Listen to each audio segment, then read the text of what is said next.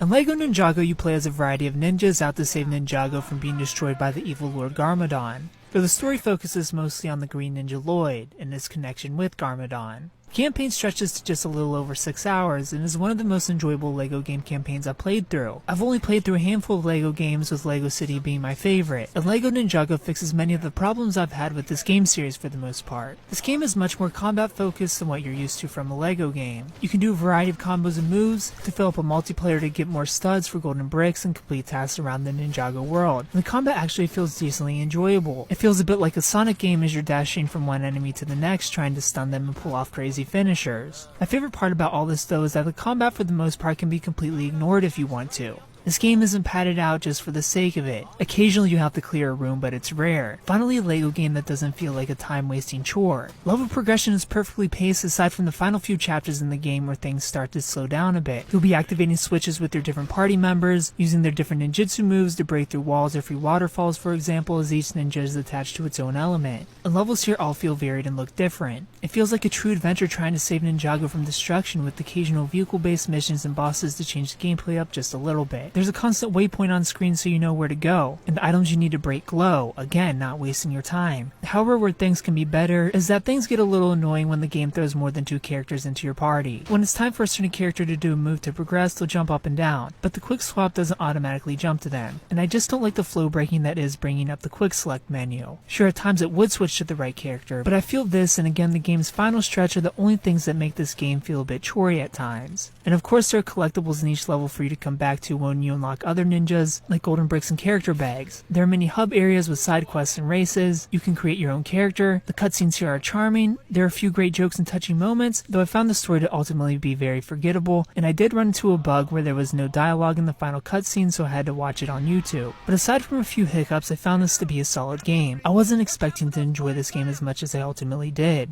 I'm happy the game focuses more on platforming with its post-hopping and wall running than its usual break everything into Legos hop around and then build and move on format like the past. Those moments are still here, but not as frequent as they used to be. The game keeps going and I want to see more like this one. I give the LEGO Ninjago movie video game a 7 out of 10.